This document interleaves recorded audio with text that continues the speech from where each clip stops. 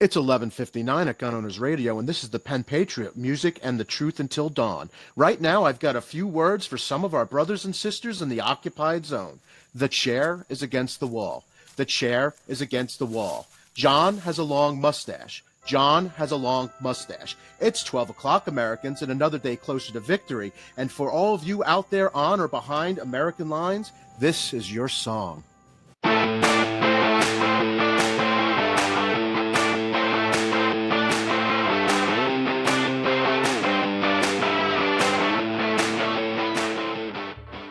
It's time for our gun truth of the week. Gun truth of the week. You know, I wanted to talk more about gun-free zones, and I've, in the past, many times said that we need to get rid of gun-free zones, and I think that sometimes makes people nervous because maybe they don't quite understand what a gun-free zone is, why it's a gun-free zone, and exactly what I'm talking about. But there's a couple of, I wanted to go over some statistics. There's a couple of factoids that came out that I really wanted to talk about, like the CPRC, that's John Lott's research organization. Now, he says that about 94% of mass shootings since 1950 occurred in a gun-free zone. He actually updated his figures about mid-2016 and said that it's up to 98.4%. He was looking at a more recent time frame. If you look from 2009 to 2016, he said it's about 92% of mass shootings occurred in gun-free zones. Now, John Lott, his history is that he was an economist who was asked to look at gun statistics because that's what they're trained to do. He was not a gun activist. He's somebody that went and looked into the numbers, having no background and no experience, but just knowing how to, deal with numbers as an economist, and finding that, wow, it turns out that these gun-free zones are actually magnets for people who want to cause harm to people. Now, he's been accused by, anti-gunners of being totally biased or bought and paid for by the NRA, which is simply untrue. He receives no funding from the NRA and has talked about that many, many times. All he's interested in is truth and in numbers. So I looked up a couple of other sources, and let's see, a fact check and counter studies show lower numbers. For example, the Journal-Gazette and Washington Post had a fact check note that under CPRC's own methodology, mass shootings from 2009 to 2016 occurred in gun-free zones 86% of the time, not 98% of the time. Okay, let's say that they're right and John's wrong, John Lott's wrong. It's still 86% of the time. That's still an enormous number. It's not a coincidence. 86%. Everytown for Gun Safety reports that only 10% of mass shootings from 2009 to 2016 occurred in gun-free zones, noting that the vast majority happened in places where guns were permitted, like private homes. I definitely don't believe Everytown for Gun Safety. I definitely don't believe that it's 10%. That simply doesn't pass the sniff test. New UC Davis study challenges the myth. A 2024 study led by UC Davis, which is peer-reviewed in the Lancet Regional Health Americas, found that active shootings were 62.5% less likely to occur in establishments designed as gun-free versus those allowing guns. This suggests that gun-free zones may actually invite mass shooters. I mean, it's 62% less likely to occur in establishments designated as gun-free zones versus allowing guns. Now, again, flip that. Even this is somebody who's trying to prove that gun-free zones are good. It's still 62%. Like, flip that on its head. You're still looking at 38%, 1 in 3. So even people that are trying to prove John Lott wrong, they're still showing significant numbers when it comes to having gun-free zones. So, all right, maybe John Lott, maybe you can look at his numbers and interpret the data so that it's not quite 98%, but it's still extremely significant. Time and time again, you've seen these manifestos by people who go kill a bunch of people with a gun. They go to a place in order to cause havoc. That is their main purpose. And they're in their writing, they actually say, hey, I'm choosing to skip this place or skip that place because there might be armed guards. I'm choosing to go to a gun-free zone. They may not call it a gun-free zone, but they'll talk about an area that has no protection from firearms. But mostly, I don't think you even have to look at the statistics. It doesn't make any sense that if there is an area where there are guns protecting it, that a shooter would be more likely to go there. If you have a choice, if you're some kind of, mass murderer psychopath, and you're going to go to place A that's completely unarmed, or you could go to place B that has somebody or some bodies who are armed, which would you choose? It doesn't make any sense. So you can twist and turn the statistics and the numbers however you like, but just think of it logically.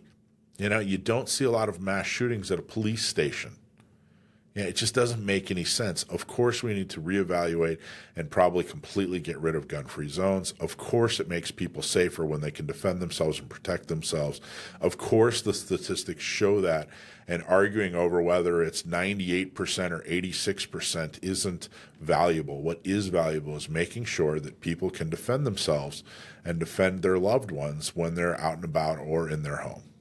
So, get a gun, get training, get a permit, and carry everywhere you can. That's your gun truth of the week.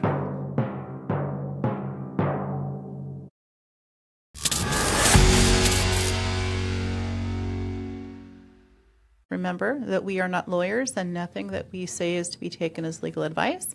Our sponsor, John Dillon, is a lawyer, and he has been helping to fight those gun violence restraining orders, GVROs, and more.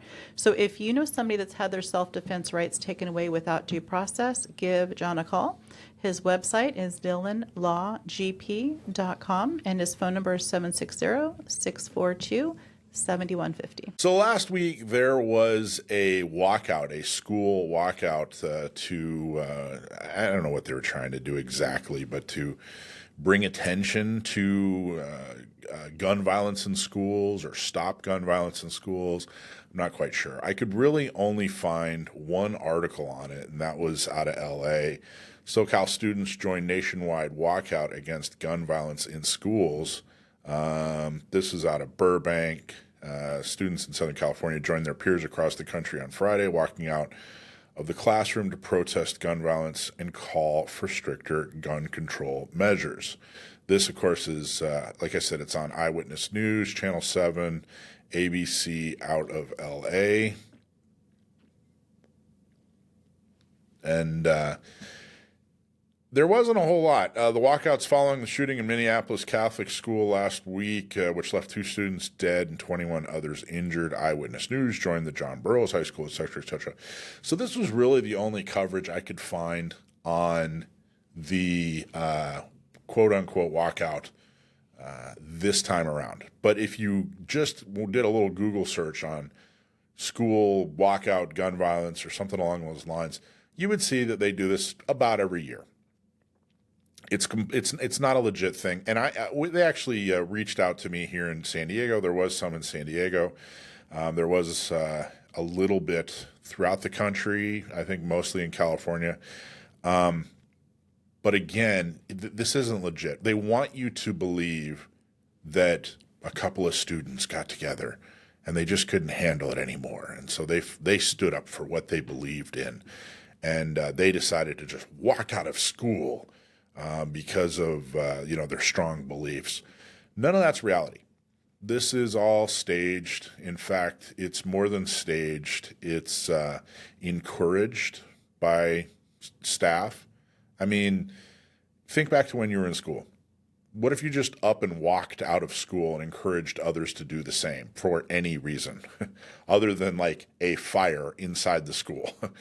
What would happen to you? So their ability to just up and walk out and leave school, there's no way that's, it's at the very least supported by staff and teachers, et cetera, the administration. But this was obviously coordinated because it wasn't just one school. And there was clearly some kind of higher level coordination because there was a press conference that went out, or a press release that went out. And, the only reason this wasn't covered is because they picked a news day where there was a lot of other things happening in the Trump administration and even other protests, by the way, that had nothing to do with schools or quote unquote gun violence. So the idea that this was some kind of grassroots, thing or whatever is completely ludicrous. And I just don't understand how teachers and the administrations continue to get away with this stuff. Well, how do they get to just say, hey, parents, we want to take our political beliefs and we want to ram them down your kid's throat, and then we want to use your kids as pawns and put them out in front of cameras and try to, pass our political beliefs off as your children's concerns. I don't understand how they continue to get away with that. I really don't get how there's no consequences for the teachers or for the administration. And, what are parents doing exactly? I can tell you this, there's no way that the majority of parents are happy with this. There's no way that even 50% of the parents who send their kids to school think to themselves, oh, let's see, today my kids are going to go walk around the school. They're going to leave the campus. They're going to be, not escorted or anything like that. They're going to be put in front of news cameras in used for some kind of political ideology. Whether or not you agree with the ideology or not, which isn't even really clear what exactly they're pushing for, but there's no way that the majority of parents think that this is okay. So if it's not okay, what are the parents doing who don't agree with this? Are they pushing back? Are you going to your school boards? Are you going to your administrators and teachers? I got to tell you, if my parents, back in my day, if my parents found out that my teachers were encouraging me to do some kind of political stunt, it wouldn't matter what that political stunt was supporting, they would be absolutely irate. They would be down at the administrator's office. They would be in the principal's waiting room, post haste. I just don't understand how this has become not just acceptable, but it's routine. And, they're trying to pull this wool over your eyes as if it's, something that just kind of happened organically. The kids just were fed up with it, which is complete and total BS. So we were actually contacted by local NBC. Brooke Martell, who's a reporter with NBC7 here in San Diego, reached out. Her email that she sent, which we're going to display here. This is Brooke Martell with the NBC. I'm reaching out following the nationwide walkout that happened today across the United States, protesting gun violence. Schools across San Diego County also participated, including Mount Carmel High School, where students peacefully gathered to protest gun violence in schools. The San Diego County Gunners have a response to this advocacy from students across San Diego County. We did have a response. We had a very official response that we sent, and I thought it was interesting that they referenced Mount Carmel High School. I'm not quite sure why they referenced that school specifically. I think it's because they were one of the few schools that really truly put a big effort into it. I think that it kind of fell flat in a lot of other schools, and Mount Carmel was particularly loud. So this is our official response. Our official response reads as, of course, this is from San Diego County gun owners. SDCGO does not encourage truancy, and we discourage teachers from projecting their personal anti-civil rights views onto children who are there to learn math, reading, and science. Mount Carmel High School barely has 50% of their 11th graders scoring as proficient in math, according to U.S. News, and I provided a link. We encourage parents to demand that California public school teachers focus on basic education. Californians are spending an exorbitant amount of money on education and still only rank 30th compared to other states on proficiency tests, and again provided a reference. Students cannot afford to take a day off to be manipulated by school staff into a political demonstration with scores that are so bad compared to the money spent. Safety comes from protection, not staff-organized marches. Michael A. Schwartz, San Diego County Gun Owners PAC. We have continued to, we being our organization, our members, other Second Amendment organizations, their members, people who own guns, people that are activists for the Second Amendment across the country, we have continued to give solutions. Hey, why don't we protect our kids? I'll tell you what is not a solution.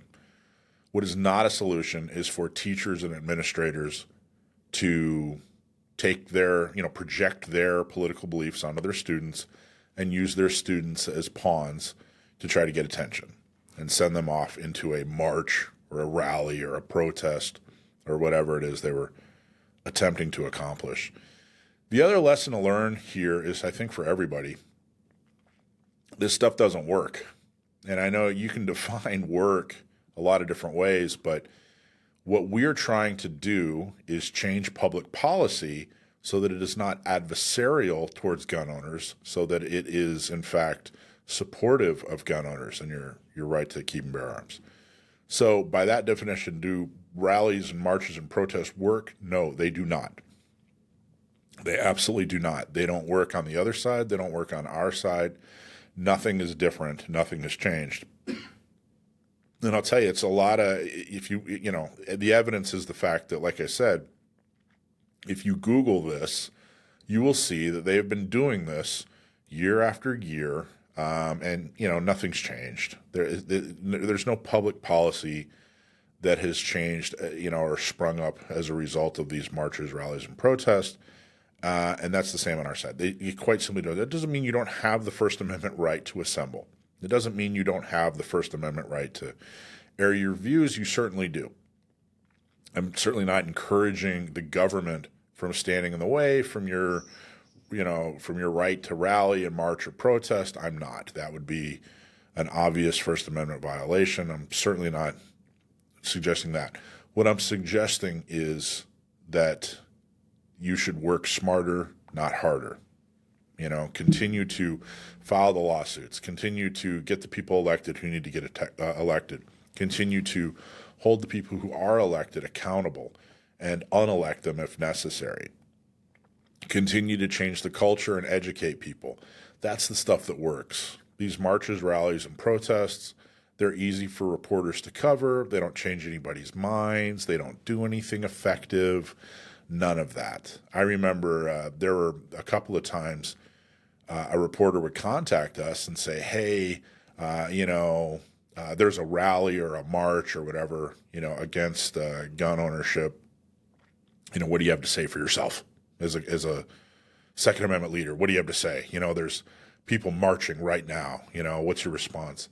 And I'd ask, well, how many people are actually marching? Oh, probably 24 people. And I'd say, okay, well, every month we have 150 people that show up at a meeting, that man tabletops, that teach people how to shoot.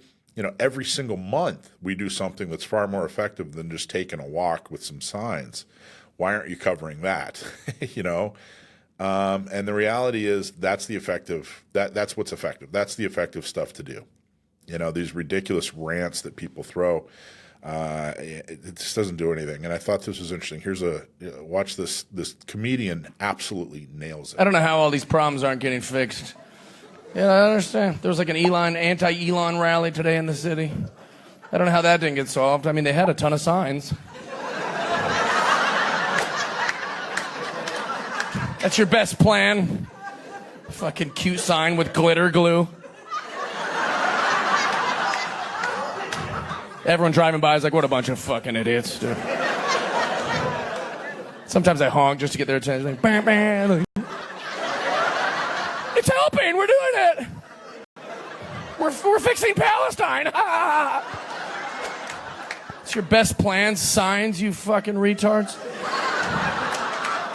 It's not going to work. All right, if you're offended by his language, then make a sign and take a walk, I guess, and protest. But the point here is, he's right. None of this stuff works. You know, getting a little glitter sign and standing on a corner has never changed anyone's mind ever. It's never gotten anyone ever to do anything different ever, ever, ever. So, all right, Mike, if we don't want us to protest and march and rally, what do you want us to do? We want you to show up. We want you to show up and teach people how to shoot. That's why we have these shooting socials. We want you to recruit people and turn them into donors and members. That's why we have our tabletops. We want you to donate to the organizations that file lawsuits, that organize people, that engage with media and change the culture. There are a lot of things that you can do that take less time and effort, frankly, than protesting and marching and rallying, that are far more effective. Now, I get that when you get frustrated, that's the first thing that comes to mind. Well, we got to rally. We got to get 1 million people to march to Sacramento. But what I'm telling you is there are far better ways to spend your time and your donations than, you know, doing these stupid rallies and protests. Let the other side do these stupid things. But if they use your kids, I think you should show up and you know, raise your concerns with the people in charge. You know, if they're using your kids to rally and march and protest, I think that you should definitely put a stop to that. I think that it's enormously, amazingly inappropriate. Anyway, those are my thoughts. That's where we stand as far as these ridiculous quote unquote school gun violence walkouts or whatever they're referring to them as. We make activism easy. So keep following us, donate, get involved, do the things that you need to do. You know, if you did nothing last year, just do one thing this year. If you did one thing last year, do 2 things this year. You know, half a day of donating your time every year. You know, writing a check or 2 once a year. Everyone can do that. Everyone can do it. So there you go.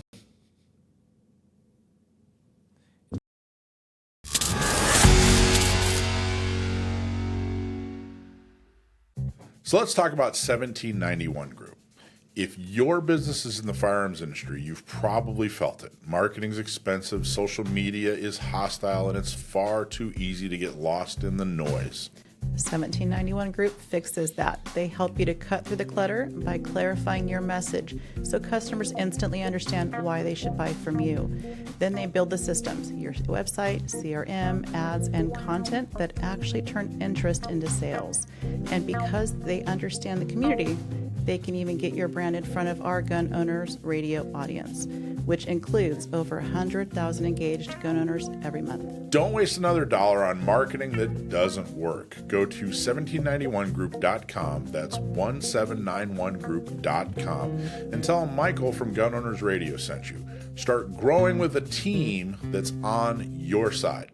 All right, now it's time for your deployment. Find out how you can get involved and how you can get educated. We're going to start off with the next off-grid comms class. It's going to be on September 20th at Cargo in El Cajon.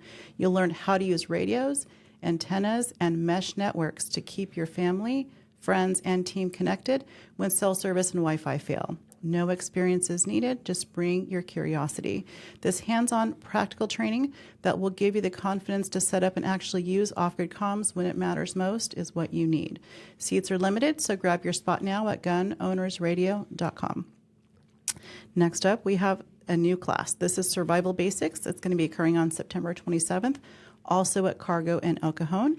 You're going to learn how to survive the first 72 hours after a natural disaster, learn different techniques and how to store food and water, organize supplies for fire and cooking, and also how to deal with when utilities are gone.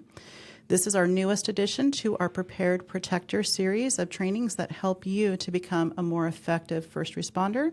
Sign up at gunownersradio.com. All right, last up, we have our Pew Pew Crew Perk Alert. Train hard, stay sharp, and stand up for your Second Amendment rights. Join the Pew Pew Crew on YouTube, our exclusive club for gun enthusiasts who value truth over anti-gun nonsense. As a member, you'll unlock premium content, get insider access to behind-the-scenes action, and support the show that fiercely defends your rights with a side of humor. Sign up today and become one of our Pew Pew Crew. Winner of the West Coast Kinetic Solutions drawing is going to be Miles Crisculo. All right. Hey, congratulations, Miles. All right, so enjoy your training with Matt Hoff over at West Coast Kinetic Solutions.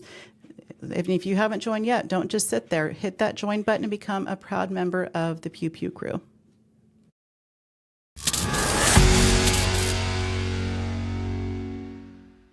Okay, our next guest on Gun Owners Radio is John Montalbano. He is with Invictus Krav Maga, and we wanted to talk a little bit about self-defense that doesn't involve a firearm, or maybe even incorporates a firearm.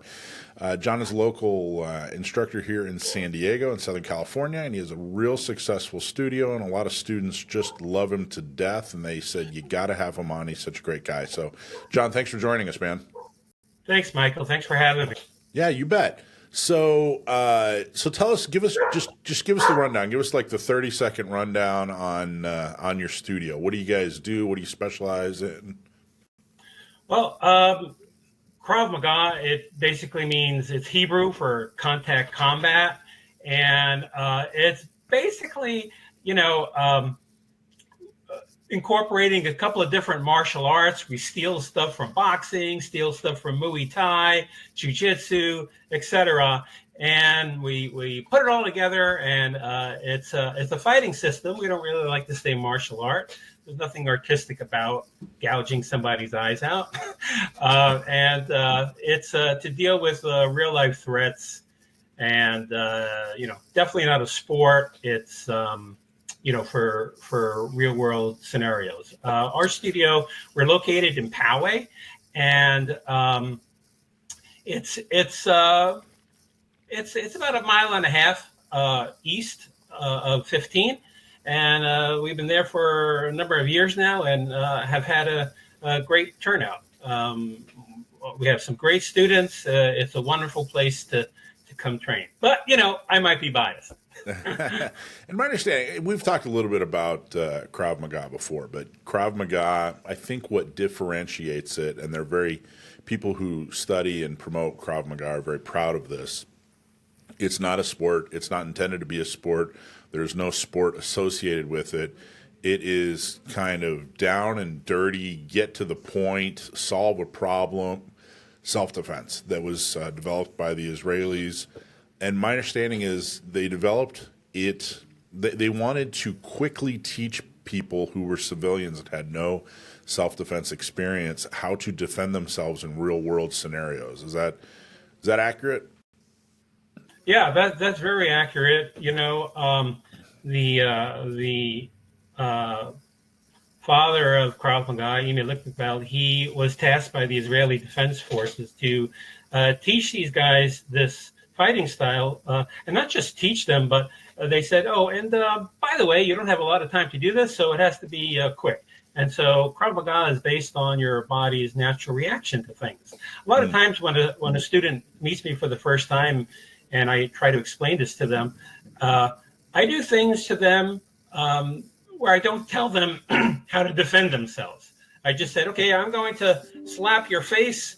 What would you do? And a lot of times they go like this and they block it. I go, great. You didn't have a lesson of Krav Maga, but there's your body teaching you. So that's kind of what it is, right? If you had a fly buzzing around your face and you go something like that, well, that's something similar what we would do if somebody punches you down your face. Just slap it out of the way. So it's simple. It doesn't take a lot of time to become very proficient at it. Gotcha. Now, so this was, and of course, the reason the Israelis were interested in doing this is they were setting up a new country, and they were surrounded by people that wanted to kill them. All their neighbors and some of the folks that actually lived within their country decided, hey, we don't want this to happen. We want to kill them immediately. So they didn't have a lot of time to, set up a philosophy or turn it into an art or test this in a ring or whatever. They needed to do this, here, now, and it had to work. What about Krav Maga interested you enough to get into it and then start instructing it? What purpose does it have in 2025? All right, so that's kind of two questions. So I'll answer the first question first. How did I get started with it? Michael, I wish I had a sexy story for you that I was confronted by three guys with knives, and it wasn't like that at all. I'm 63 now, but I was 48 at the time, and I was going to my doctor's office for a checkup, and he's looking over my chart, and he says, "Yeah, you need to do something, or I'm going to put you on blood pressure and cholesterol medicine." So I said, "Okay, I'll find something to do," and I happened to be on Groupon. And boom, there was a Groupon for a class. So I took it and absolutely fell in love with it. Between the people and the instructor, it was fabulous. I couldn't get enough of it. I was just so intrigued on how easy and effective this is. I just couldn't believe it. And so, like many people in any martial art or anything, you do it long enough and you want to become an instructor. So I did that. That's by the way, John, that's actually a really cool answer. That's probably the most interesting answer I've ever gotten from that question when it comes to, somebody getting into instructing any kind of self-defense. I think that's great. I think it's an amazingly honest answer, and I think it's very relatable to a lot of listeners. And I think you and I might have the same doctor too. I'm not sure, but because he seems to be giving that advice out a lot. But honestly, one of the things I wanted to get into, and I still want to answer the second question about, what place does Krav Maga have in 2025? But I actually did want to get into like, hey, our listeners aren't a lot. They're not a lot of high schoolers or even college guys and women in our audience. It's probably guys over 40. And I was going to ask, like, hey, if you're that late in life and you haven't taken any self-defense, or maybe you feel like, geez, I don't know, this is probably a young man's game, or I'm not sure if I can pull this off. But you were 48 the first time you even tried it, after a doctor was saying, hey, man, you need to get off the couch. I think that's not only a really honest and interesting answer, but I think I think that is a level of promoting Krav Maga that is probably going to be very effective and interesting to a lot of people.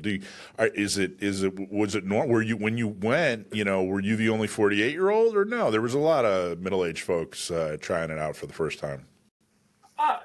To be honest, I was probably on the upper end, but so I started when I was 48. There was plenty of mid 30 to mid 40 people. But there were people older than me, for sure. There were a few guys, probably about 5 guys that were older than me. So again, kind of like what you say, hey, if this guy could do it, why can't I do it, right? So that's that. Oh, Michael, before we go, I just have to. I do want to say, my tooth here, I got it knocked out by my dog. So I think it's kind of important. I don't want people looking at this and say, oh, I don't know if I want to take the self-defense lessons from this guy. But yeah. Well, here's what I want to know. Now I want to know what classes does your dog teach? Because clearly that guy. Yeah. Fur Missile 101. 80-pound Fur Missile 101. Yeah. That's okay. I got to tell you, if I'm learning self-defense from a guy with perfect teeth, I don't know, man. It might be a little suspicious. I think you should keep it. I think it looks good. Yeah. Okay, so honestly, no, Michael, getting back to your question, we have students, we teach kids, we teach men, women, all ages. I had an 80-year-old woman taking classes from me. She was salty. I mean, she was great. She ended up moving away to Arizona. I think it's either Florida or Arizona. That's where you have to move when you get to be a certain age, I guess. I don't know. But she was fantastic, and we miss her. But yeah, this is something that anybody can learn. Right. To So, some level. matter of fact, we're teaching a senior class now. We have a bunch of seniors. And I'm one of them, I guess, 63. But a great group of people. I don't teach them anything different. I teach them the same stuff, but we slow things down a little bit and do it that way. But yeah, anybody could do this, Mike. Okay, so what place does Krav Maga have in 2025? Okay, well. it's no secret that crime statistics are going up on a daily basis, and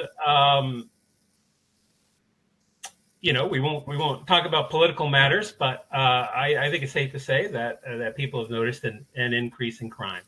So a lot of your listeners might be saying, "Why do I need this? I might carry a firearm with me." All right. So my questions for you are this: a few questions. Number one, don't tell me where you carry your firearm, but if you were putting groceries away in the back of your car, and I came up from behind you and wrapped my arms around you to take you somewhere, are you able to get to your firearm? That's one question. Another question. Let's say you're on a public transportation thing, trolley, airplane, and somebody gets a little crazy. Somebody pulls out a sharp instrument. Look, TSA, they do a great job, but I have personally brought tactical pens on board plane. I've brought, not on purpose, they were just in my jacket, and I just went right through. I have a stun gun flashlight that got passed through. So don't go under the misconception that you're perfectly safe on an airplane. But even if we go that route, let's say that no weapons at all will ever go on an airplane. People are getting crazy, man. You lean your seat back into somebody, they don't like it. And then what are you going to do? If your self-defense depends on a firearm, what do you do in those situations? There are plenty of places in California where you cannot carry your concealed firearm, schools, etc. Right? And again, what do you do if you're confronted in these situations? Sure. Would you describe it as, if somebody who, carries and trains and, hey, they got a gun, and I got to tell you, man, the older I get, the more I think to myself, I don't want to throw any punches. I got no interest in that. I just leave me alone. If you don't leave me alone, hopefully my gun will get me out of a bad situation. But you're right. Sometimes you don't have a choice. People make that decision for you. But would you describe it as complementary? In other words, do you ever address like, hey, you might be carrying pepper spray, you might be carrying a gun or whatever? You know what I mean? Is it incorporated? Is it complementary? Or? Oh, of course. Yeah, it is definitely complementary. I mean, I've been doing this for 15 years. Okay. I'm California State Director, own my own school, expert instructor. I still carry a gun, Michael. Look, I get it. Right. So the thing is, hopefully, I have enough training where I'll be able to get to my gun. So I need to rely on my Krav Maga to, get me those few seconds so that I'm able to get to my gun and draw it if I need to. And do you have a good, it doesn't necessarily have to be like somebody got attacked and they fought their way out or whatever. Maybe it is, but what's a good success for? What's your favorite success story over the last 15, 20 years that you've been doing this? So a friend of mine his kid got married, and there was some wedding crashers, not Vince Vaughn, some real wedding crashers. And they wanted them out of there. The guys were becoming a little bit belligerent. Of course, wedding isn't the place where you want to throw down, right, and cause a scene. So I was able to successfully, let's just say, escort the individuals away without causing a scene. Nice. So you saved the wedding. Didn't the bride's wedding wasn't ruined. You were able to de-escalate the situation by using what you knew as far as Krav Maga and getting them out of there. Yes. Good. That's awesome. Yeah, I graduated high school in 1994, and I wrestled in middle school and high school, and I didn't even want to wrestle. I was looking for a bunch of my football buddies went to join the wrestling team in 7th grade, and I thought I'll try it. And I fell in love with it. I thought it was great. Actually, I think I ended up liking wrestling a lot more than I liked football or any other sport, frankly. And then they started calling it grappling. You know, it wasn't really called grappling until MMA became a TV sport. But it was no surprise to me that when you put people in a ring in a real situation, that grappling became extremely important. In fact, probably the most important part of fighting. You know, you had kicking and you have punching and you have grappling is really basically what it breaks down to. And I think all the kickers thought that kicking was the most important and all the hitters thought that hitting was the most important. But in reality, so many altercations, you know, you end up grappling. That's where you end up. You might end up on the ground. You might end up standing and grappling.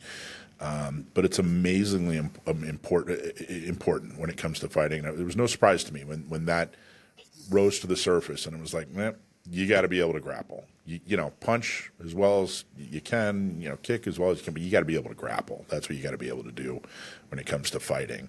I don't know. What are your thoughts on that? Do you agree with that, or is that a major part of Krav Maga that you teach? I agree 100% in MMA and sport fighting, but in real life situations, I'm not so much a proponent, and here's why. Talk about that. I'm not. How can I say that? Again, like the question with the gun, is it complementary? Yes, complementary. You know, wrestling, BJJ, complementary to Krav Maga. And here's what I mean. We've all been to school. We've all probably seen a fight in school, and two guys start it, and what happens? A little circle starts forming. Okay. Do you know who everybody is? Do you know that everybody's your friend? You go to the ground, and yeah, you are, Michael, I am going to grant you are the wrestling king, and you will have this guy tied up in no time. All right, well, that's great. You stay on the ground, his friend's going to come and hit you in the head, kick you right in the head. And why? Because you don't train that way in these other sports. Okay? You don't train that way. You don't train with worrying about multiple attackers. Okay? You don't train with some guy pulling a knife on you. You don't train where in Krav Maga, I will not hesitate to bite you, reach for your eyes and gouge them out. Michael, you know this. How many pounds of pressure does it take to pull a trigger? 5 or so, right? Correct. Yeah. Yeah. Depending on the trigger. It takes about 20 pounds of pressure to open up a can of Coke, and about 80 pounds of pressure for we'll say a non-millennial handshake. Okay, so that's it takes about 2 to 3 pounds of pressure to gouge out somebody's eyes. Okay, so wow. It doesn't take much at all. So again, if you are going into a street fight thinking that these rules that you abided to in your sport is going to be the end all thing, it might not. I mean, you're certainly better off, or more better off than a person who doesn't train. I'm just saying that if you don't train in scenarios where you have multiple people with weapons, you're doing yourself a disservice. Whether you're a grappler, whether you're a striker, it doesn't matter. You need to be well versed in all. John, do you think that that's the thing that most people need to realize about taking a self-defense class, like some kind of, well, you don't call it martial arts, but some kind of hand-to-hand, some kind of self-defense class that's not necessarily weapons? You think that's the most important thing that they need to understand is, hey, in the real world, there are no rules. Is that the most important thing they need to understand about mindset? Yeah, mindset. That's a key word. Yeah, there's first of all, it's being aware that there are multiple people, multiple. Let's try that again in English, Michael. In the real world, there are more than likely a good chance that there'll be multiple attackers. And look, here's another thing. Okay, you do your martial art thing, and you train on a nice soft mat, and everything's nice. Well, what happens when you're on the street and you step on an oil slick and slip? Or the conditions are not going to be perfect. What happens when adrenaline is coursing through your veins? Are you going to be able to execute a fine detail strike or something like that? It's difficult when adrenaline is coursing through your veins. Well, look, same thing when you're shooting, right?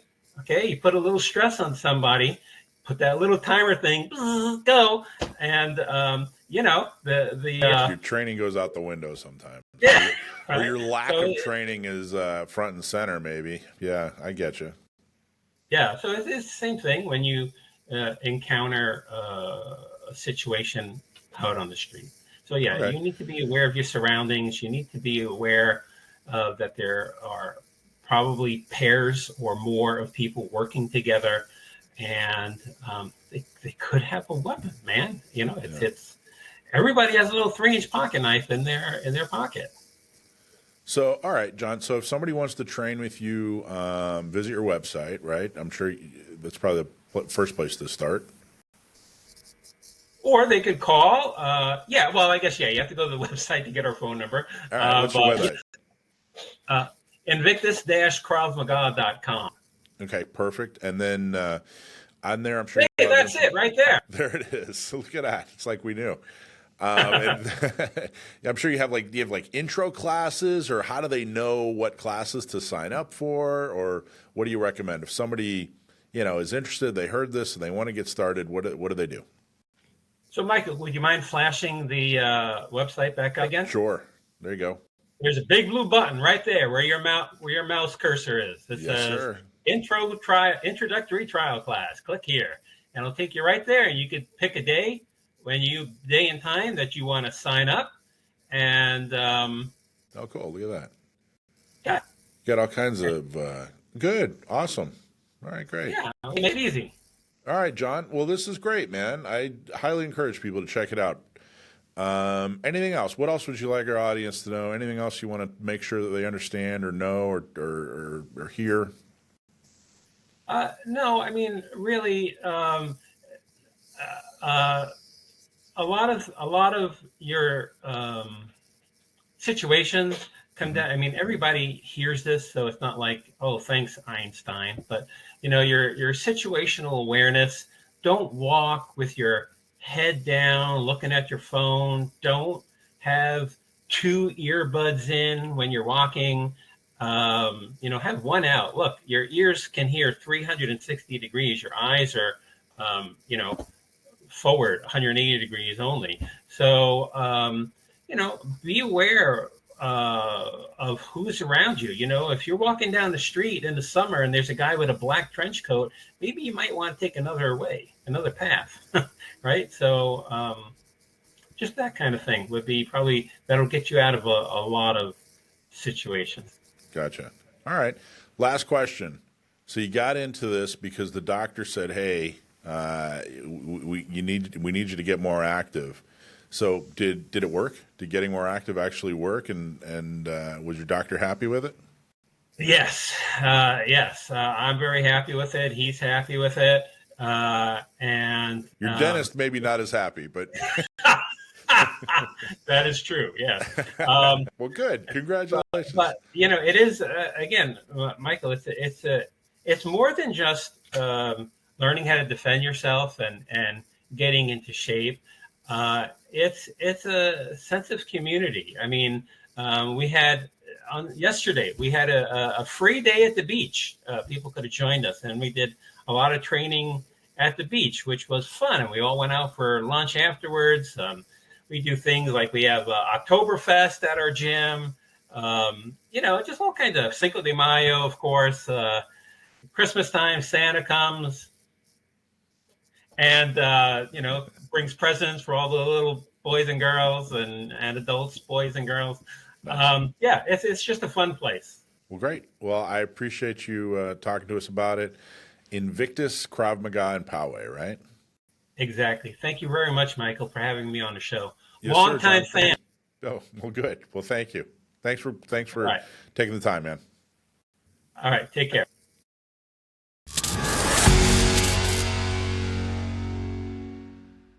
This is brought to you by Cargo, cases and rugged gear outfitters in El Cajon. Go to cargostores.com, buy something today, or visit them at 423 Broadway in El Cajon. There are two enemies of your firearms, rust and the government. The good news is Cargo has your back on both fronts. As a proud sponsor, they're helping us fight to get more pro-Second Amendment officials into office, and their rugged cases help you keep your firearms secure and protected. Built like a tank, Cargo cases are stackable, weatherproof, and ready for anything. Whether you're hitting the range or going off the grid, you need a Cargo case. Whether for your gun or other equipment, you need a Cargo case. And here's something that's just for our listeners. If you buy a Cargo case in the store at Cargo Rugged Gear Outfitters in El Cajon, just mention Gun Owners Radio, and you're going to get a free desiccant pack. And that's going to help keep your gear bone dry, battle ready, and rust free. Visit them at 423 Broadway in El Cajon. Great products, great prices, and uncommonly good service. Cases and Rugged Gear Outfitters. Cargo. Check them out. Okay, every week or so, we try to bring you a story about some kind of defensive gun use where someone has used a firearm, properly or even improperly, especially in a defensive gun use situation. And then we do a little evaluation. We like to make sure that hey, a lot of times 6 o'clock news isn't going to tell you this information. They're not going to tell you how many people who are saving their life, their dignity, their loved ones, thanks to a firearm. So we call it Curtin Call because Alicia Curtin is the one that's going to be doing it. So what do we got today? What's the Curtin Call All right. this week? So today is a story that actually comes by way of Reddit. There's a video. I was only able to find it on Reddit, so if it exists elsewhere, I could not locate it. The title is Man Shoots Bear Who Broke Into His Home. And I will tell you, as an animal lover, this one kind of hurt me. But I feel there's some really important things, takeaways from this. Okay. So what we have is the camera comes from the vantage point. This is just someone's camera inside of his home. And it just shows from the angle. It looks like it's kind of coming kind of down from a stairwell, looking down kind of the main portion of the home. And what we have is the video starts and the house is dark because it is nighttime, all right? And we see a guy coming down the stairs, and the first thing we see is the muzzle in our camera view from an AR. And he comes down the stairs. Now, what it is he heard something in the home, and he grabbed what he chose to grab, which was an AR. Now, did he have a shotgun? Did he have handguns? Did he have other things? I don't know why he chose the AR, but that's what he chose. So he comes down the stairs. Of course, it's nighttime, and lights are not on. So an important discussion point and thing to think about is you do see him when it is appropriate, when it's needed. He uses a weapon-mounted light on his AR. Right? If we have someone in our home, we don't necessarily want to have to run over to a light switch to be able to see. So the thought of a weapon-mounted light, I think, is fantastic on a home defense gun, and this demonstrates it really well. He then comes down, and you see him enter a doorway there that looks like it leads to a kitchen. And as soon as he breaches through that doorway, you'll see him light up that space with that weapon-mounted light, and you see a bear quickly come into view. Oh, man. Can you imagine a bear in your home? Do we know where this happened?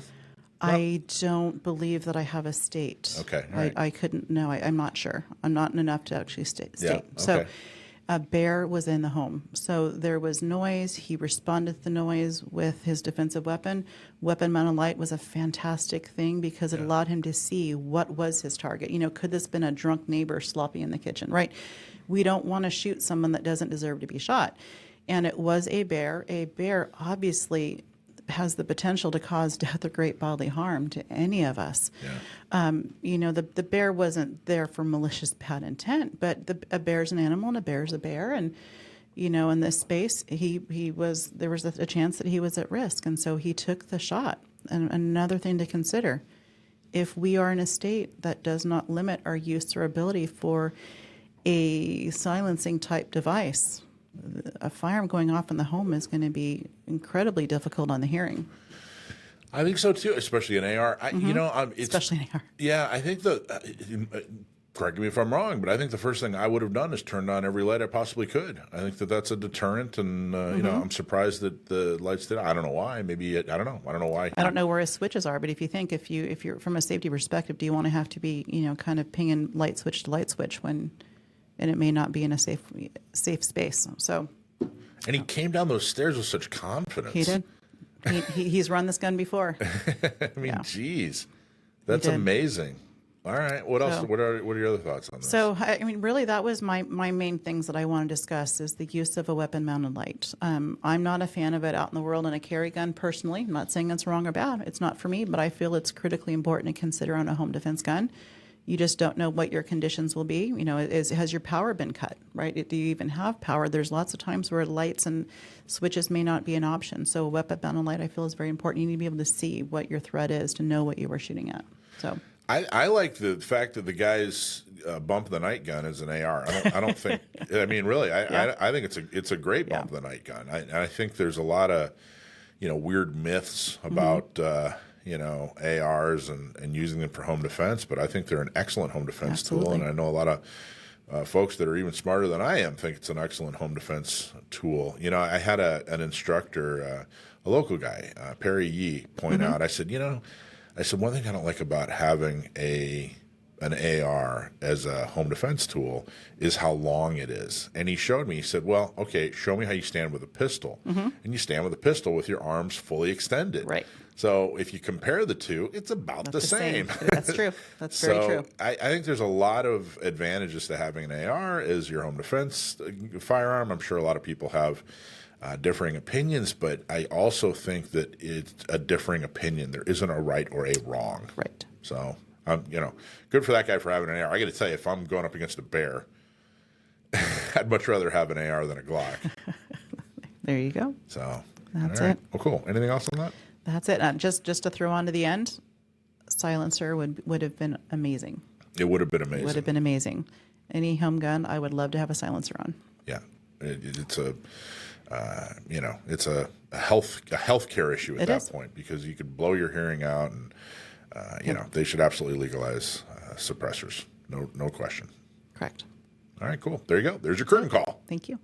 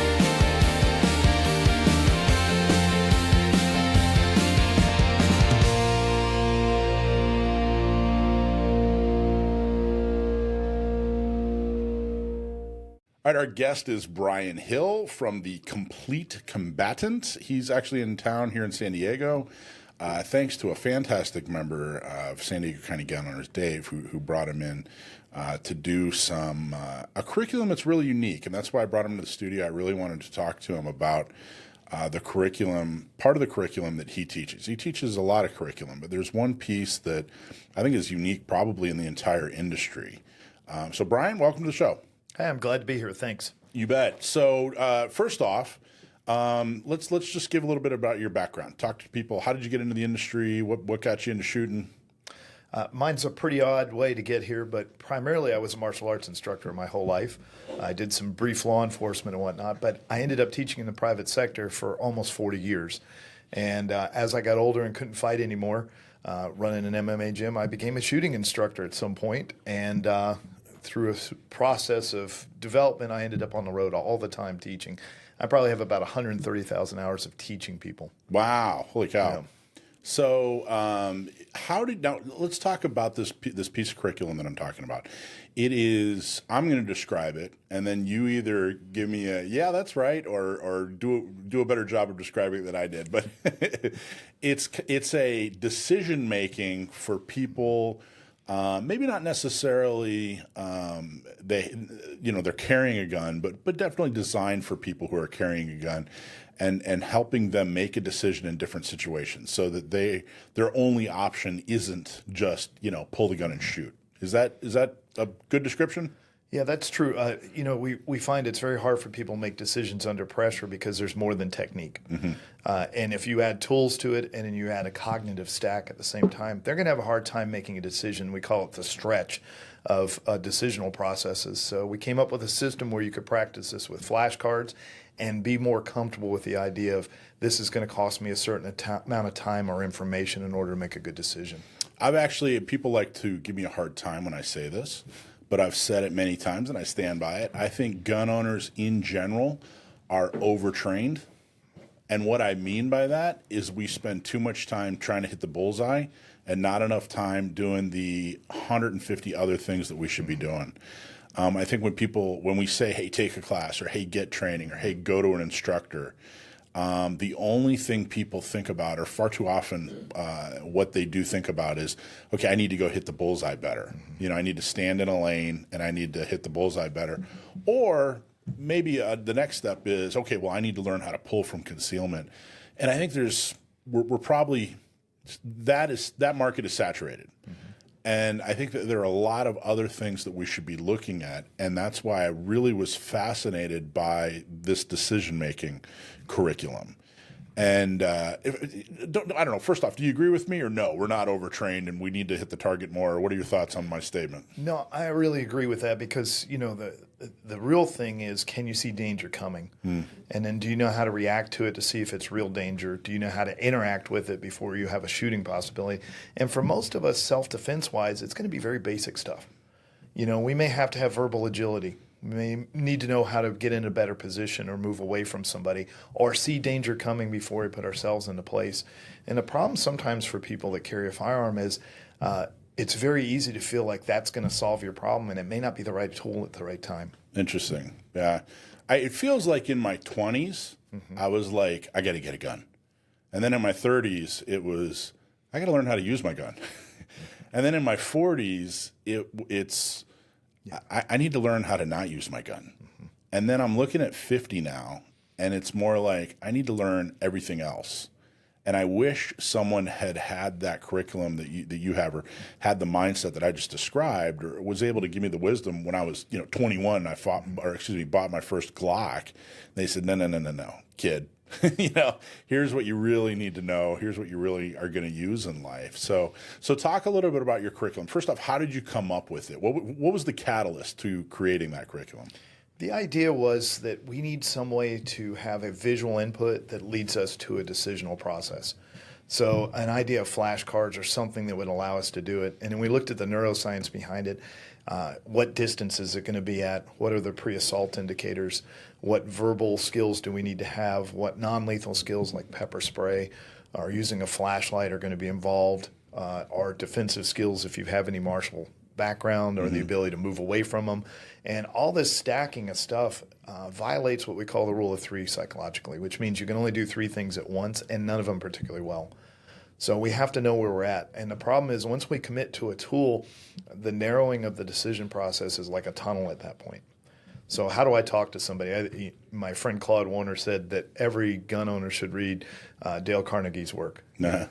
How to make friends. Yeah, how to win friends and influence people, right? Because a lot of talking comes into play. In law enforcement, a large majority of your work is giving services to people who don't want it. And that's really what the self-defense is at its heart, is being able to either deselect yourself by your behavior and your pattern, or to be able to de-escalate whatever's happening, or to put yourself in such a position that the fight's not worthwhile, or if the fight does commence, that you could actually really be able to win and then know what to do immediately afterwards. Interesting. There's a whole bunch of stuff to do after the fight, too, that's equally important. But we always want to talk about the tool, which narrows the process. So how did your background lead to this? And what I mean by that is a martial arts expert came up with this. You know, why didn't an attorney or a cop, or, you know, there's a lot of different or a Navy SEAL or whatever. You know, there are a lot of different backgrounds for people who are firearms instructors who come up, you know, in the Second Amendment world. What about you being a martial arts instructor led to coming up with this curriculum? I did 7 years of force-on-force training out of my gym, and it led to the idea that people really need this, but they're unlikely to seek this training because it's so difficult. You know, it's hard on them. But if we could get them started on this process and give them a chance. But to be a good force-on-force instructor, you need to be a legal expert. Mm-hmm. You need to be a martial artist. You need to be a shooter. You need to be a psychologist. And then you need to have verbal agility. And those are the things we kept seeing that needed to be done with people. I was really hoping, and my wife did a large majority of the work on one side of this to really build this program, is that we would be able to get people to step forward and audit their skill sets, at least have a way to practice. In the gun industry, I'm a big dry fire proponent. Well, this is dry fire for self-defense. Interesting. And dry fire for self-defense. Is that like on your website? No, but it should be. I know, right? I think somebody write that down. Somebody write that down. Dry fire for self-defense. Yep. So when you said it's hard, it's hard. You know, it's not hard on their joints. You know, it's not hard on their circulatory system. What do you mean it's hard? To describe that. So, you know, oftentimes the way we look at a situation is we see the outcome of it, and therefore we judge how we would do in it. But when the outcome's uncertain, then the ego gets involved. Yeah. And you're never quite sure. Like, you're never going to have a perfect self-defense encounter. You're going to make mistakes along the way. So when people come to force-on-force or image-based decisional drills, they feel how they don't make decisions well or where they're lacking. So in other words, we see some kind of video, some security video or whatever, somebody with their iPhone got video of some kind of defensive gun use or some kind of self-defense situation, and we're all experts while we're watching that video because, you know, we're all, you know, what are they, we're Monday morning quarterbacks, yes. You know, when we're watching the video. But when you're in it, it's a whole completely different world. I was watching, I mean, it's occurred to me a lot, my number one fear, and I'll tell you my number one fear of being in when I think about being in some kind of defensive situation, especially a defensive gun use situation, my number one fear really occurred to me when I was watching. We interviewed the folks who stopped the shooting in Michigan at the church. I don't know if you kept up with that. And it was an amazing story, but a piece of the story right at the beginning is really particularly fascinating. This guy, this shooter, this horrible person that was attacking this church, he was kind of unpacking his stuff and suiting up and getting ready to go shoot up this church.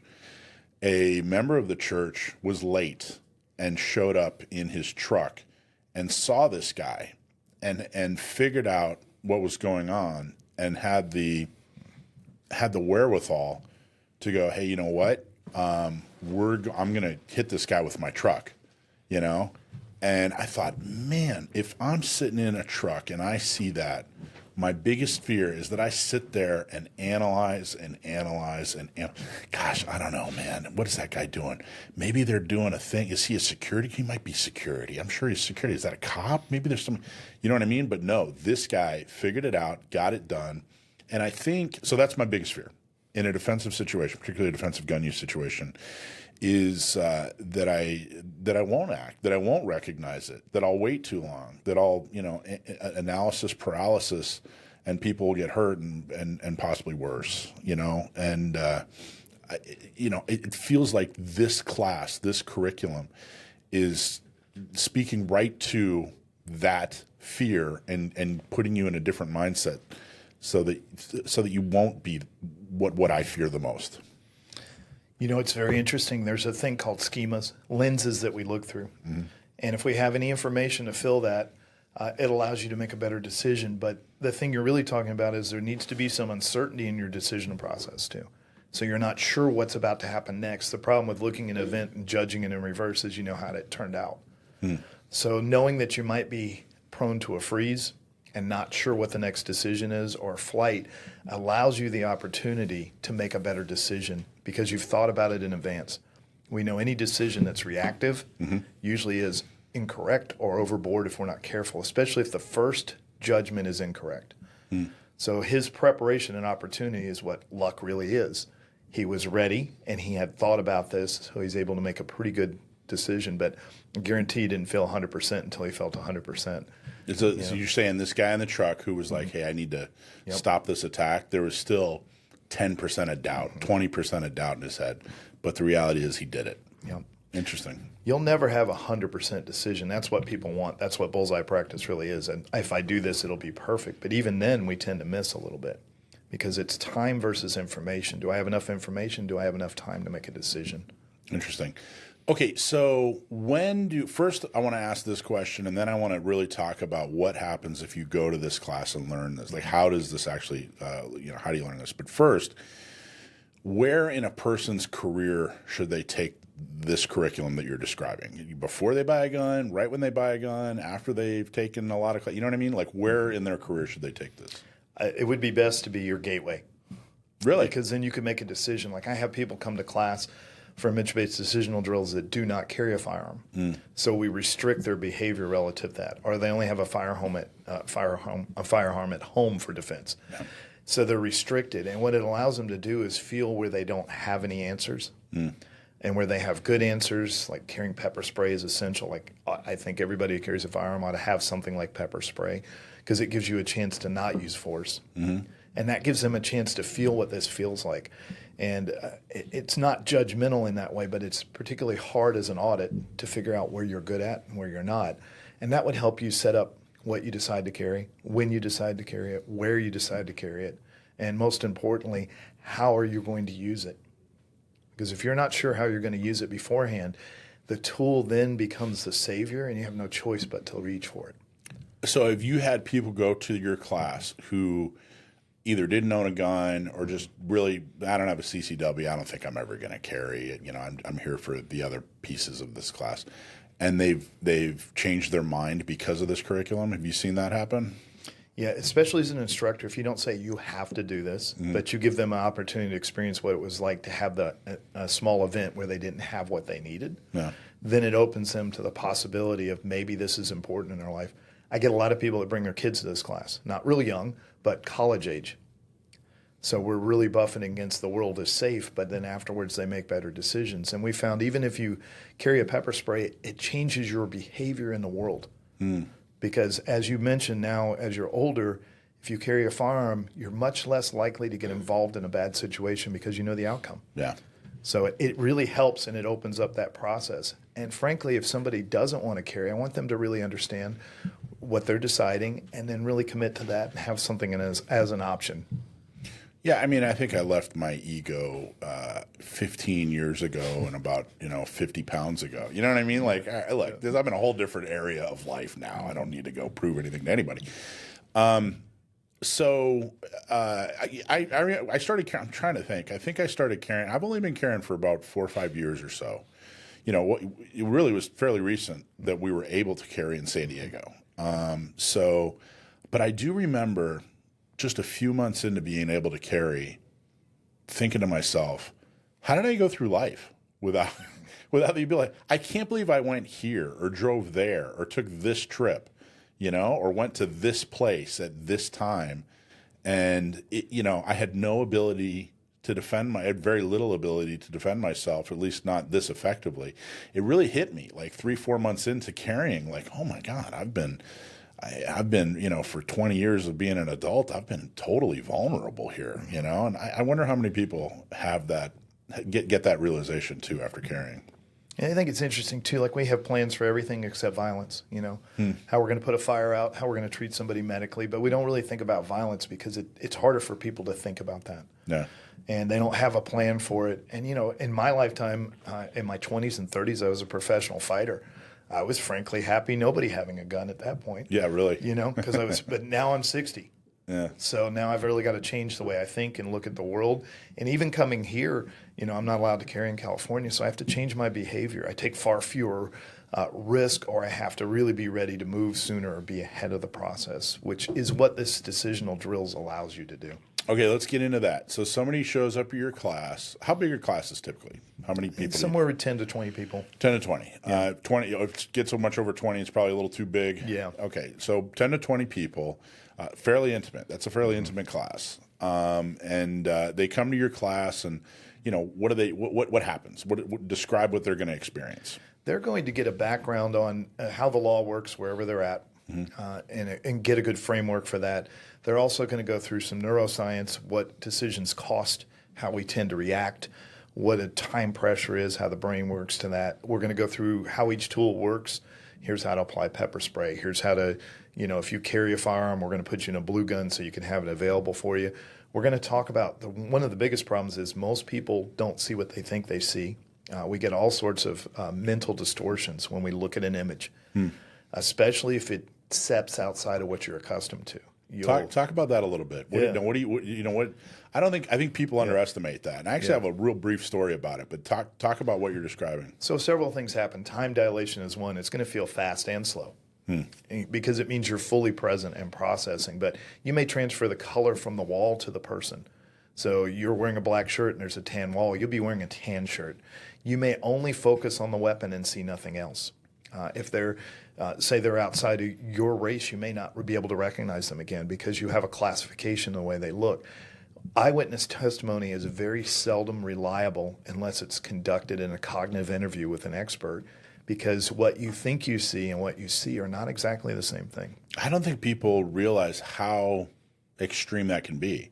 I don't think people really truly, unless they've experienced it, know how much your mind can change what you're seeing or what you remember you saw. I mean, it doesn't change what you're seeing. You see what you see, but it changes what you think you saw, and what you remember. The narrative you saw. of it. Yeah. Then you'll narrate it and put something in there that may not even exist.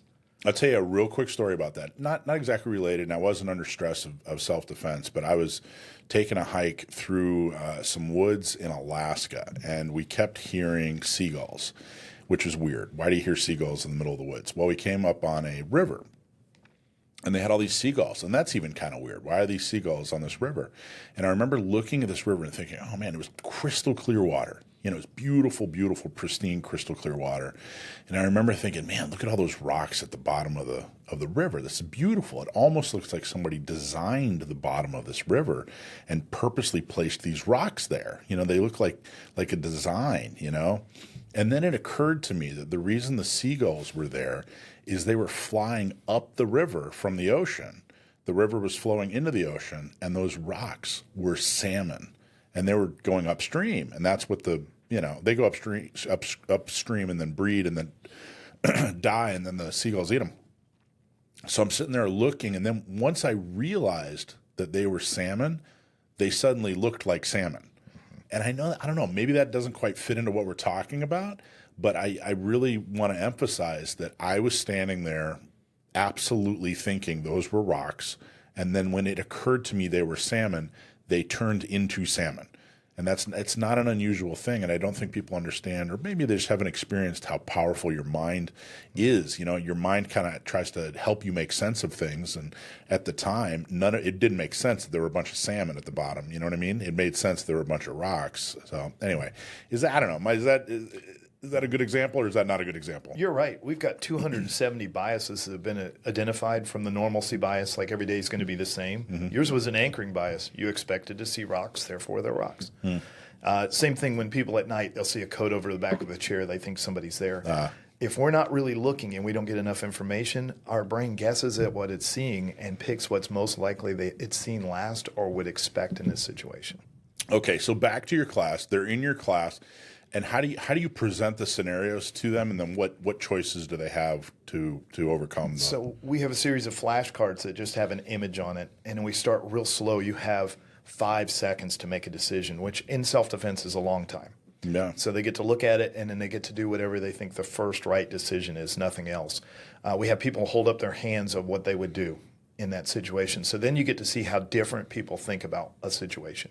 And are there options unlimited? Yeah. Like, hey, you can do anything you want. You can run, you can hide, you can cuss, you can, Yeah, you know what I mean? You can run away. You could use a flashlight. You use pepper spray. You use verbal agility. Mm-hmm. You know, you could say something to them. You could use a firearm. If you have some martial background, and I can prove it, we could say you could fight in that situation. Okay. And all those things are available.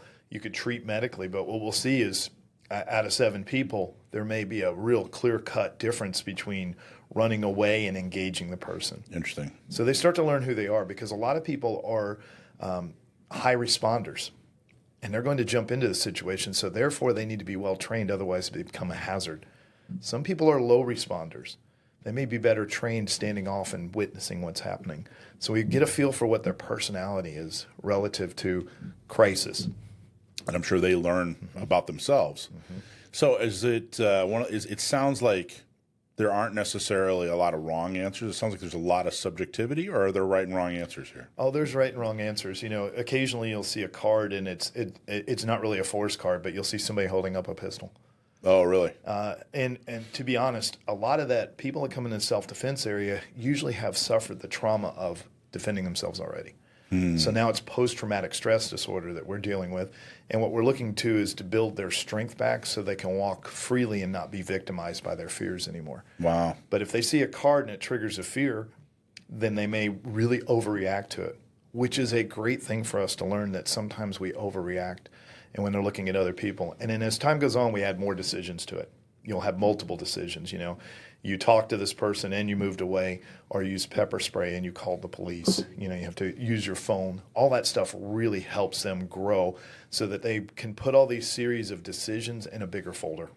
Gotcha. Okay, so what I want to do is actually give a demonstration of what people would do in the class with the flashcards. So guide me. What do we do? So we're going to do 2 cards on this. One is a scenario card. It tells you where you're at or what's happening around you. So this one's in your home. Okay. This is your home, and you can consider it in different rooms. Are you alone? Do you have family or friends present with you? Do you have a dog? All those things. So I'm going to leave that where you can see it. Okay. But it just looks like this, guys. It's just a card. Hold that up for just a second. So There we in your go. home, consider the scenario in different rooms. Are you alone, family or friends present? Do you have a dog, etc.? Okay. Good. Now, I'm going to show him the card in just a second, and I'm going to give him 5 seconds to decide how he'd react to this. And I have any option. Yeah, like I can anything say, you can do. I'm going to tell you exactly. So I got 5 seconds. Yes. All right. I'm a little nervous. Don't look at the screen, because Okay. that'll give you a big option. Okay. I'm going to show it to them so they can see. Not looking. Not Yeah. looking. All right. Now, All right. you see this at your home. What do you do? Am I allowed to ask questions? I need to react right now. What would you do if you saw that at your home? So I'm outside of my home and he's Yep. outside of his Uh-huh. home. I think I would yell something to him like, "Hey, what are you doing?" And then I would probably go into like step 1 of drawing from concealment. I don't know if I would draw from concealment yet, but I think I'd have my hands staged, you know, and maybe one out like, "Hey, what are you doing?" and the other one staged getting ready to clear a garment. I think that's what I would do in that situation. Okay. Can you describe him? He had a gray sweater. He had a black ski mask. I couldn't see the front. He had a red crowbar, and I think he was wearing jeans. All right. So you did a really good job. You can't actually see the jeans. No. So that's something you added a little I bit added to. that. Yeah, I can totally, in my memory, without looking Yep. at this picture, I see jeans. Yep. Interesting. So he filled in the image that you guys saw. If you look at it, it cuts off. Yeah, show that up there. It cuts off right at the bottom of this. Now, things that he did really well, he knew it was a red crowbar. Some people get so fixated on the crowbar they don't see anything else. Now, there's probably 3 ways we could have gone with this. Okay. You could have simply left and called 911. Somebody's breaking into my house. You could give a verbal command and get prepared where you are. And then some people might actually feel like they could use force in this situation, which the law says if you're outside your home here, it's not castle doctrine at this point. Right.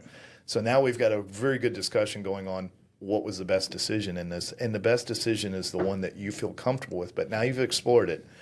And like we talked about, you saw you didn't see as well as you thought you did. You added something that wasn't there, which is very usual. But you saw very well. And then it was a measured response, which is all legal, which is the next part of the class. Did you do what was legal? Which is very difficult with people that get nervous sometimes.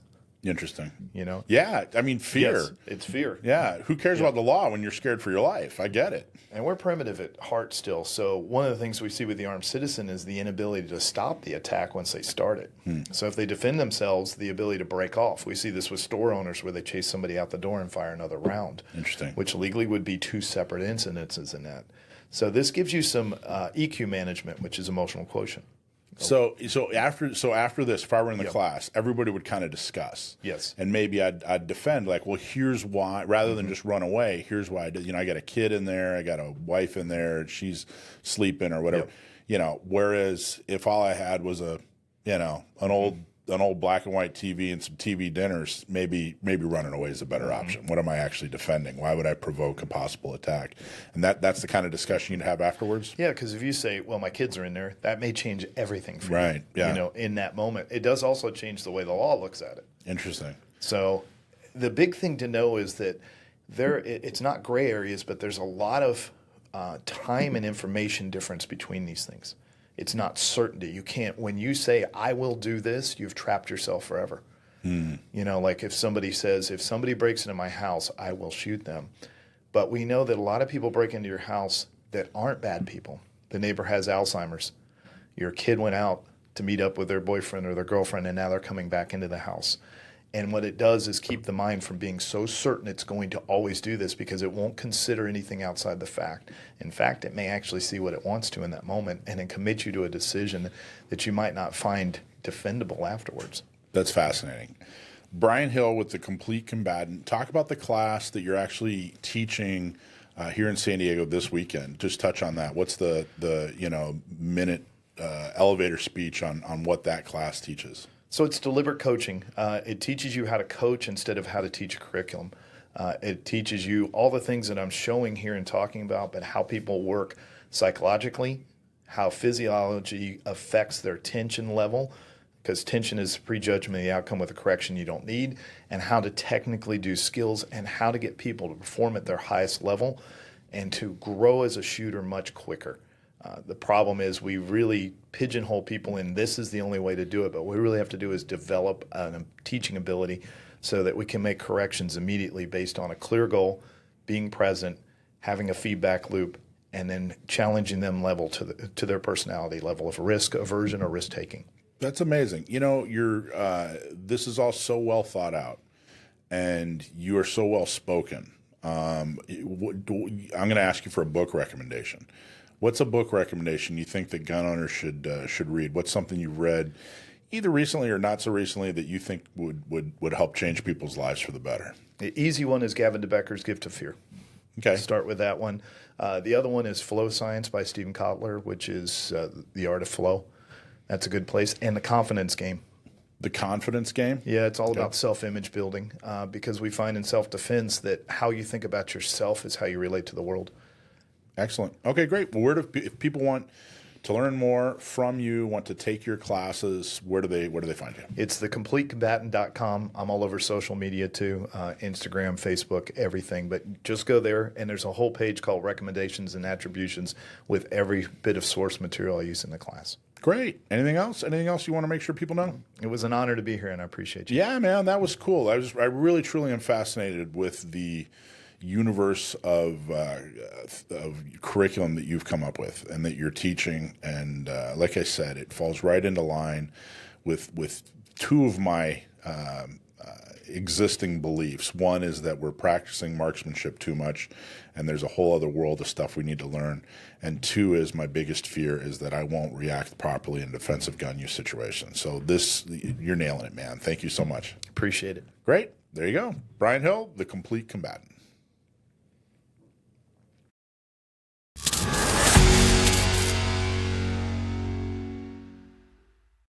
So when you're using it on your firearms, because it takes about 3 cleanings, so I like to say it's a clean shoot, clean shoot, clean shoot process, much like seasoning a cast iron skillet. So you're going to field strip your firearm, break it down, and then you're going to put our product on piece by piece by piece, covering the entire firearm. Then you're going to take the barrel, you're going to clean the barrel inside of that, and then you come back and you wipe it all off, and you're done. It's that easy. Remember, seal one and done.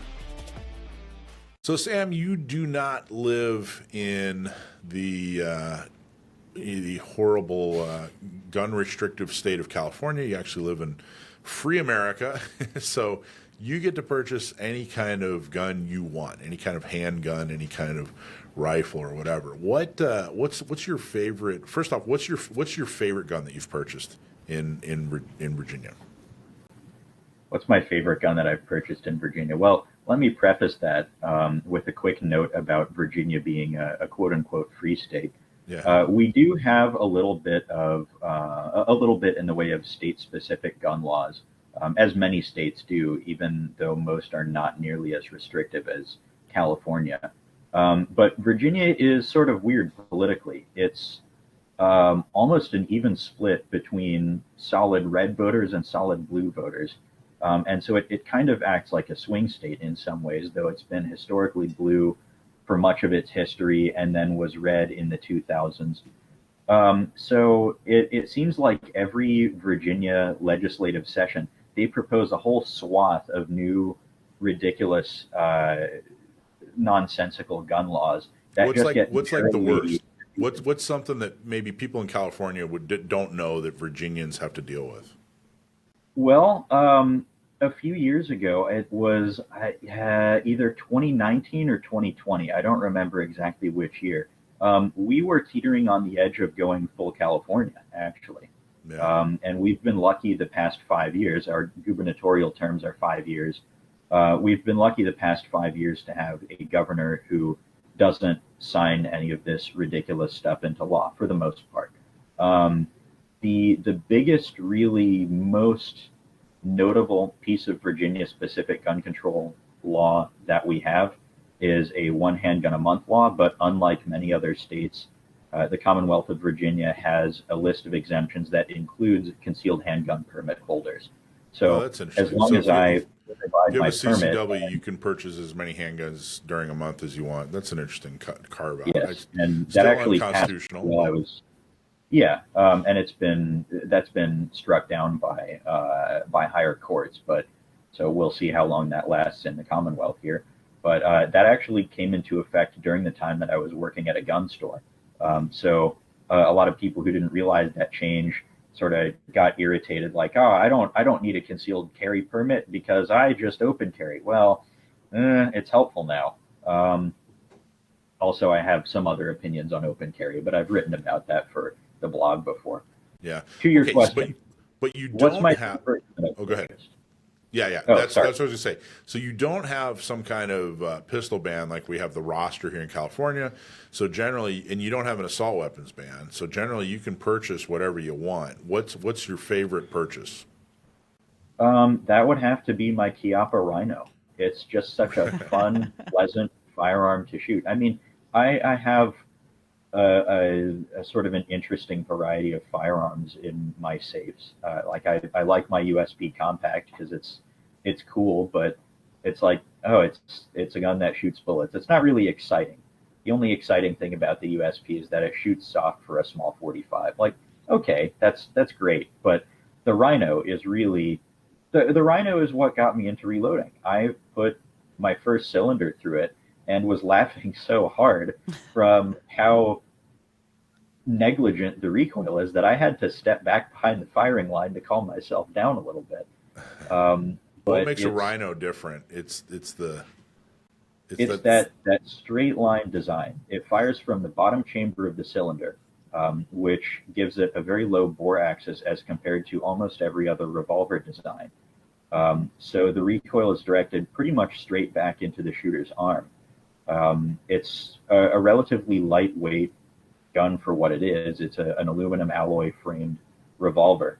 So in 357, it gets your attention. If you're firing full power loads, it gets your attention a little bit, but the recoil is not what I would call stout. It's very manageable and it's very flat. It just pushes straight back.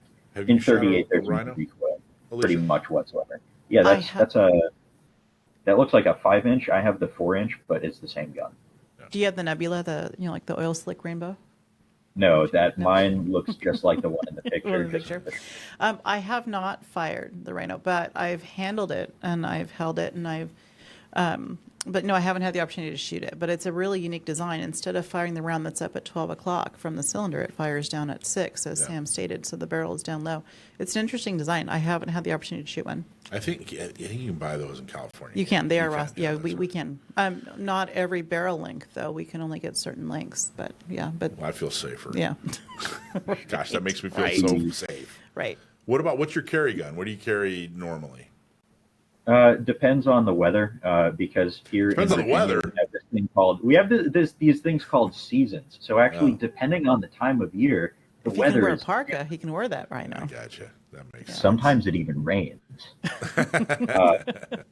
We have season So 8. We don't have seasons. That's Anyway. Yeah, Okay. So what do you normally carry? It's a nice day out. You're gonna go for a walk and maybe visit a store. What are you carrying? Most of the year, it's a Glock 43X in an inside the waistband holster made by a local company that I really love. It's one guy, but he does really great work. He has a really excellent setup, and so it's like pretty much just like the kind of holsters you'd get from one of the big brands, but he can make them custom. So No, I don't think it's a pretty simple. We can't Kydex get a inside the 43X, right? Can we get a 43X out in Nope. Colorado? No, not we not can't. not a 43. Not from a dealer. Right. Not from a dealer. Private So party. we could private party if you're. But I will tell you, for someone here in California looking to get a 43 or a 43X, it's not unrealistic to think that you're going to have to spend around $2,000 or more. Yeah. Because supply and demand. There's not many That's really a available shame. PPT. I know. Because not only is the 43X and the 48, not only are they a really good size for a lot of people. When I worked at a shop, 48s were really popular, particularly with less experienced shooters and with women, just based on the size of their hands. They wanted something that was slim and easy to carry, but still with a full 4-inch barrel so that they don't have a really snappy recoil impulse like a lot of your subcompacts. And it has a standard 10-round capacity, so it would be perfect for California. But I guess you can't have them because Glock the won't state comply, of and I don't blame them. They won't comply to be able to be added to the roster. So. I don't know No, what's that's- going on with Glock. I don't know why they aren't. Why Well, they, they'd have to put a mag disconnect in. They'd have to put features on their gun that they're not willing to do. And I don't fault them for it. It sucks that that I'm here in California and I can't get it, and I'm bummed about that. But I honor them for not giving in to California. Well, hopefully we'll get But- that all taken care of with our rental lawsuit and the, Yeah. what's the other lawsuit? Bolin is the other. Bolin. Yeah. So. All right, cool. Well, Sam, awesome. Thank you so much. Enjoy your rhino. And you know what we should do? We should get every year we should give away a rhino to the least Republican that we can find, like a rhino for the rhino. You know, Oh, that's funny. I know. I don't think they'd appreciate that. Like maybe that's what we should do. If a Republican votes for some kind of anti-gun, something bill or whatever, then we should gift them a rhino. A rhino to Well, the rhino. don't gift them the actual gun, but you could have a rhino award that's like just a picture there you you go. show up on screen when you're doing your I news. don't know. I think they need a gun if they don't know what the heck they're doing, right? Like here. Well, maybe they Newsom should, can loan but- them his legal team. They should start out with something a little bit more, I guess, normal and a little bit less expensive a for glue the gun? sake of the organization. Might I recommend a nice M&P 2.0 or Glock 19 in these trying times? Oh, I was going to give him a Taurus. Or that. Yeah. All right. Well, there you go. Awesome job, Sam. Thank you so much. We will talk to you next week. Thanks for having me on, as always. See you, man. Thanks.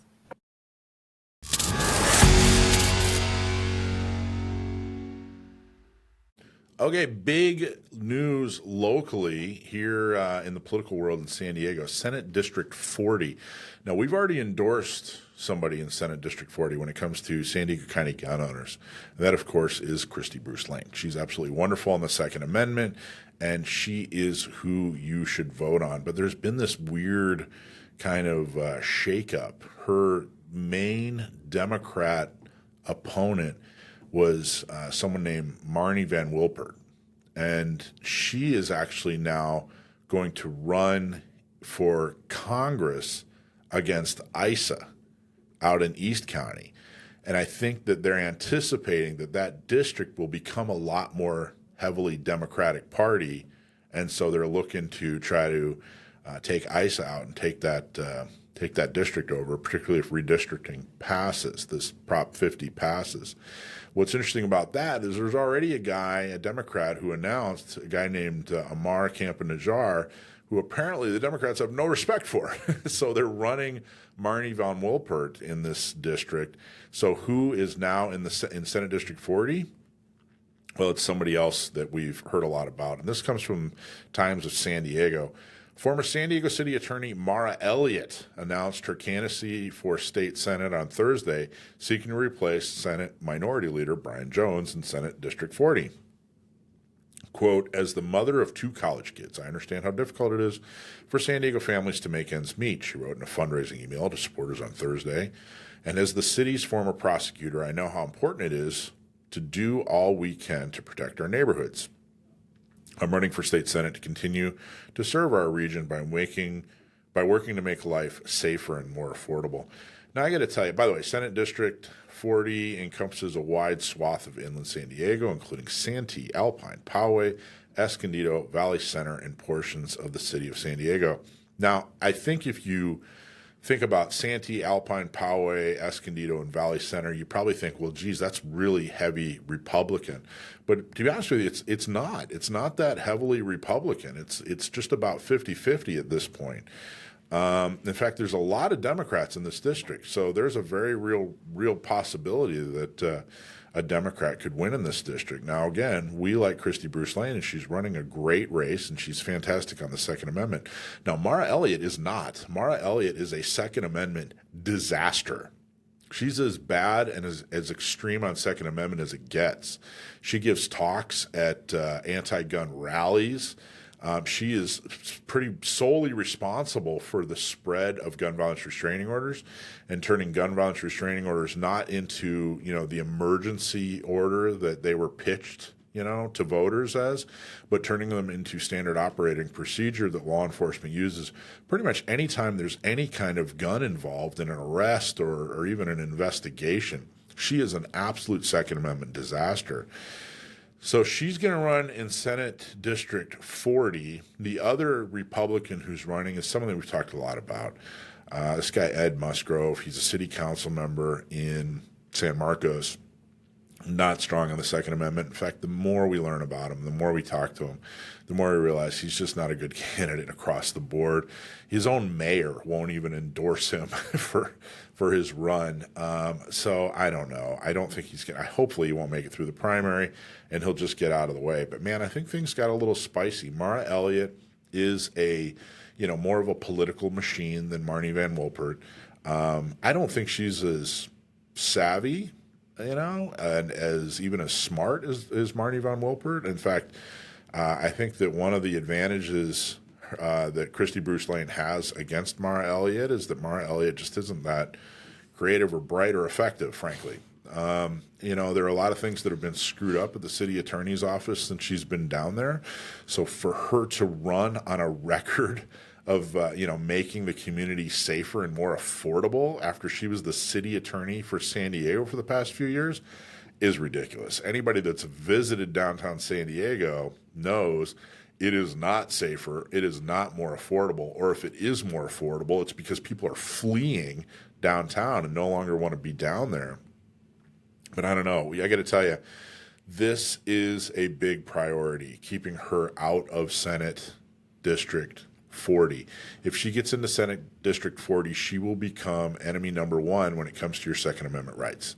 She will absolutely pass, or propose bill after bill after bill that will restrict your Second Amendment rights, that won't make you safer, that will make you less able to defend yourself. So, she's just as extreme as it comes. You have a good candidate in Christy Bruce Lane, not just a good candidate, but a great candidate in Christy Bruce Lane. She definitely needs your help. She needs your dime and your time. And whatever they're pulling, whatever musical chairs that they're pulling on the Democratic Party when it comes to Congress and District 40, work against it and make sure that neither one of these people are able to get anywhere near power ever again. They really, neither one are fit to be elected. So there you go. So there's the big shakeup in the political world. Alicia, what do you think?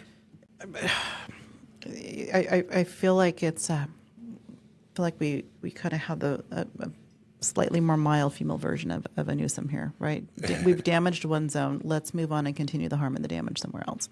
So yeah, who you elect is important, right? Follow the voting guide. There's another quote. She and her team trained more than 500 law enforcement agencies throughout the state on San Diego's approach to public safety so that they could create their own programs. Now, really what she's referring to is these gun violence restraining orders. About a third of the gun violence restraining orders issued in the state of California are issued in San Diego. She wrote an op-ed nationally in the Huffington Post talking about how important it is to take guns away from people with gun violence restraining orders, without due process. And then she actually got a grant from the state in order to take that program and go educate 500 law enforcement agencies throughout the state on how to better take people's guns away without due process, i.e. gun violence restraining orders. So it's just bad. It's just absolutely... and I knew, I met her, I don't know, like 8 years ago. I remember I sat down and we were talking about gun violence restraining orders.